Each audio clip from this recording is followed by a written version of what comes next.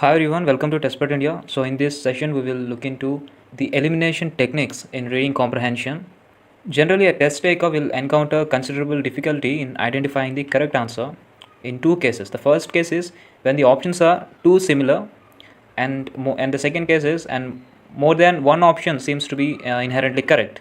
However, if we know these 8 techniques, then we can eliminate each and every option and you will be left with only one option which is the right one. So you can tick mark that and you can get that right. The first one is verbosity. So all these 8 are option traps.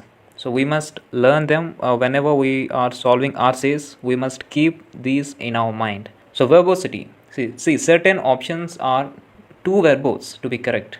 If we take any RC set, the options which are very verbose, too verbose, are very common. So these options will unnecessarily elaborate upon the actual idea and add a few redundant or few repeated ideas to give the appearance of a more complete answer. So verbose options which can be recognized by their extra length are a direct indicator of this type of trap and are to be eliminated. So the correct option is always the one that gives the complete picture in the most precise manner.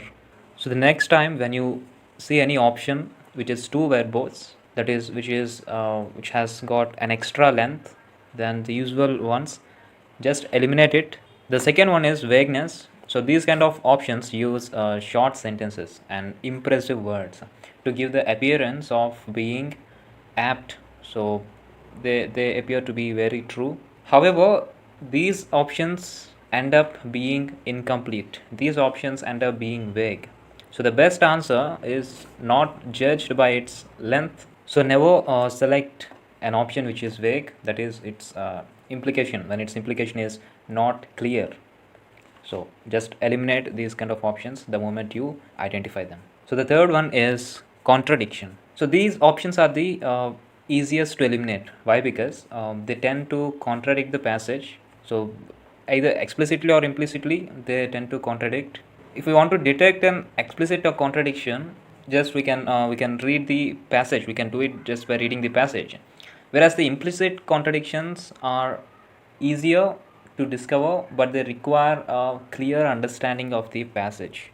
The next one is irrelevance. So these kind of options are not very relevant. They are not related to the question and are usually used to fill up the emptiness, fill up the gap. So these options might be based on an unrelated part of same passage or might not be related to the entire passage at all. So like these vague options, the irrelevant options are also framed using impressive words and impressive phrases that give an intellectual feel to them. So these traps can be identified easily if you have comprehended the question correctly, and whenever you find these impressive phrases and words, just be careful, and if it's not relevant, just eliminate it. The fifth one is exaggeration. So what are these? These options are extreme, very extreme in nature, and in one word we can say they are biased. So they will take the idea a bit too far. Like whenever you find the words such as all, none, never, always, only, must, should. So these kind of words indicate extremity. Also, the degree with which the author agrees should remain consistent. You must be very careful, and you can directly eliminate the options which are very extreme in nature. So for instance, if more is there, then in options it cannot be most. So that difference we must identify. The next one is repetition. So these kind of options will have certain phrases in common with the correct option, that thus leading to confusion in the mind of the test takers. And the best approach to take in case of questions where the options have repeated phrases is to read the options without these phrases, or you can simply take these common phrases and analyze the remaining part of the option. See, repetition is generally used to increase the option length so that it becomes somewhat difficult to read. So incompleteness. So these options can be partially correct, and they also furnish incomplete information. So the moment you see any option to be partially correct, by looking into that correctness, that 40% or 50% of correctness, don't tick that one, don't select that option, because the remaining part is wrong. And remember one thing, for every correct answer, in every correct answer, there won't be any wrong part, but in a wrong option there will be something which is correct, right? So when you select any option, you must be sure that each and every part of that option is 100% correct, 100% relevant with that particular passage. And the last one is the writing style. So these kind of options are the hardest to eliminate among these 8 options. This writing style, this option is the hardest option to eliminate, because they will have a lot in common with the actual answer, but will not be framed in the same style as the passage.